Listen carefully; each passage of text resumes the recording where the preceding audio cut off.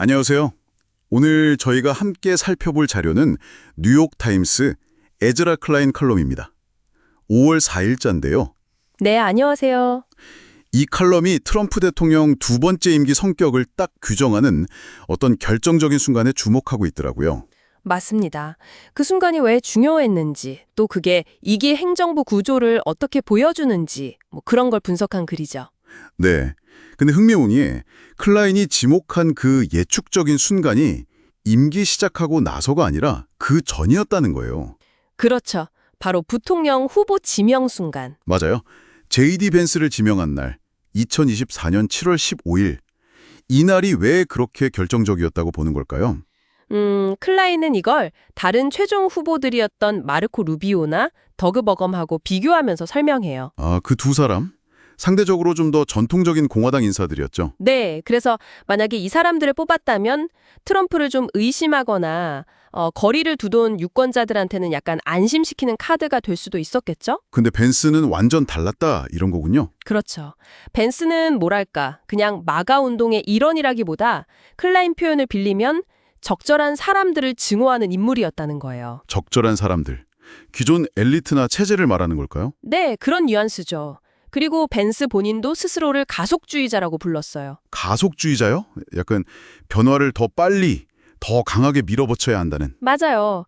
그는 트럼프 일기의 가장 큰 문제가 뭐였냐고 보냐면 트럼프한테 안 된다고 말하는 사람들이 주변에 너무 많았다는 거예요. 아, 노우맨들이 문제였다. 네, 그게 문제였다고 본 거죠. 그래서 그런 제동장치를 없애야 한다, 이런 생각이었던 것 같아요. 확실히 루비오나 버검과는 결이 다르네요. 또 다른 결정적인 차이점도 있었나요? 있습니다. 이게 어쩌면 더 중요했을 수도 있는데 벤스는 그 세 후보 중에서 유일하게 2020년 대선 결과를 승인하지 않았을 거라고 공개적으로 말한 사람이었어요. 아, 그 발언, 논란이 꽤 됐었죠. 네. 클라인은 이걸 트럼프에게는 충성심을 확인하는 뭐랄까 리트머스 시험지 같은 걸로 봤어요. 단순한 정책 동의가 아니라 절대적인 충성을 보여주는. 그렇군요. 근데 당시 마쿠에서는 벤스 지명에 대한 반대도 꽤 있었다면서요? 네, 맞아요. 클라인 컬럼에 따르면 루퍼트 머독이나 시타델 CEO 켄 그리핀 같은 재계 건물들, 심지어 트럼프 측근이었던 켈리앤 콘웨이까지 나서서 벤스는 안 된다고 설득하려 했다고 해요. 오, 왜 반대한 거죠? 너무 급진적이라고 본 걸까요? 그런 우려가 컸겠죠. 주류 인사들 입장에서는요. 근데 트럼프는 다른 목소리에 더 귀를 기울였다는 거예요. 다른 목소리라면? 누구죠?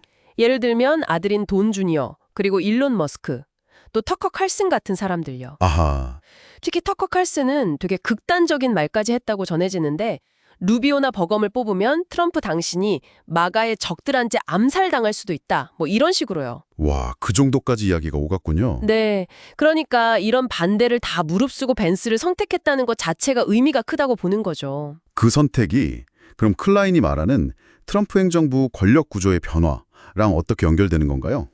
클라인은 트럼프 일기를 약간 유럽식 연립정부 같았다고 비유해요. 연립정부요. 어떤 의미죠? 그러니까 트럼프가 모든 걸 다 장악한 게 아니었다는 거죠. 그가 완전히 통제하지 못하거나 심지어 별로 좋아하지도 않는 공화당 내 세력도 있었고 또 그를 약간 광대 취급하는 재계 인사들도 있었고 또 참모 중에서도 상사의 좀 파괴적인 충동을 어떻게든 막아보려던 사람들도 있었잖아요. 그렇죠. 일기 때는 그런 내부 이야기들이 많이 나왔었죠. 네, 이런 여러 세력 간의 불안정한 동맹, 그 속에서 생기는 마찰과 견제가 아이러니하게도 일기 때 사람들이 우려했던 최악의 예측들이 대부분 현실화되는 걸 막는 역할을 했다는 게 클라인의 분석이에요. 아, 그 마찰이 오히려 안전장치 역할을 했다.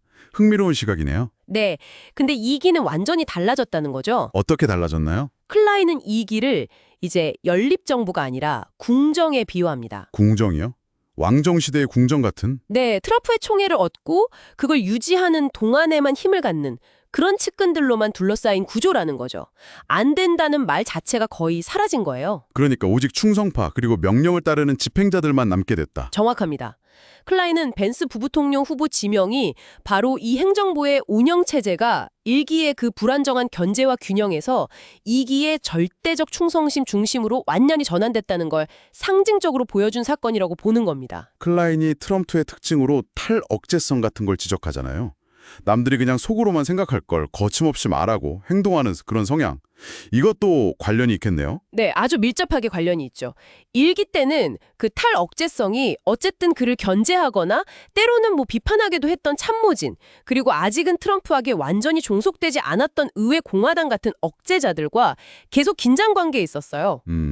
긴장 관계 속에서 조율이 이루어졌다. 그렇죠.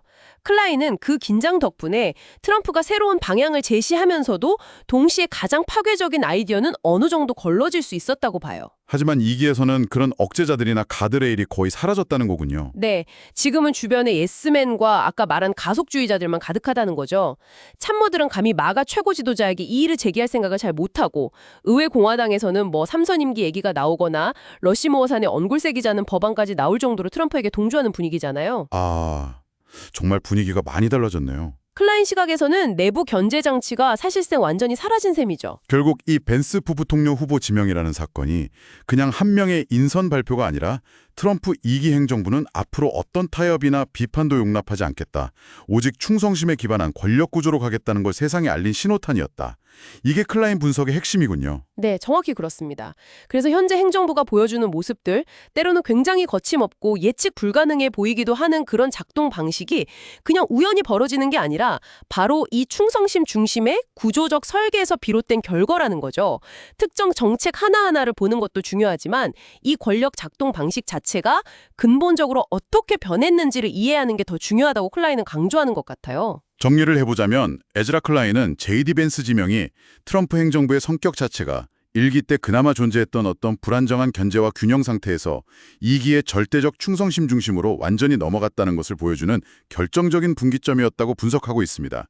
자, 그런데 클라인은 1기의 그 내부 마찰이 최악의 충동을 막는 긍정적인 역할도 했다고 봤잖아요? 네, 그랬죠. 그럼 그의 분석대로라면 그 마찰이 사라지고 오직 충성심으로만 대체된 지금의 구조는 앞으로 또 어떤 예상치 못한 결과를 가져올 수 있을까요?